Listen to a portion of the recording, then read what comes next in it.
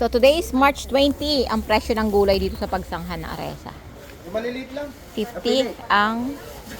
Ano nga tawag ito? May gusto na maliliit. Ano nga tawag dito? Mustasa ba to? 40 ang pechay. Ang kamatis ay 25. Kuya, magkano sitaw dito? Ate, magkano kilo na sitaw nyo?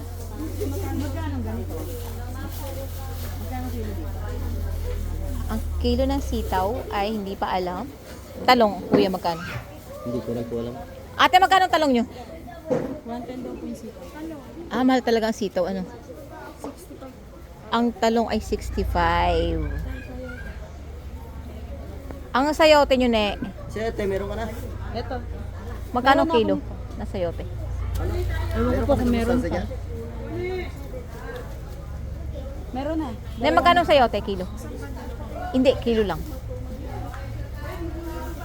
25 ang kilo. So, 25. Buti naman mura kayo ng gulay. No? Isang ang pechay at saka isa na to. Yan. Mura ngayon ng gulay. Mura.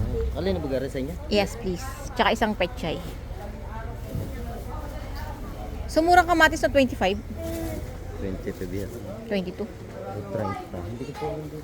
25 daw sabi ni ate sa kabila. Ito lang yung binili natin kasi ito lang yung kailangan ko. Talong sana mura.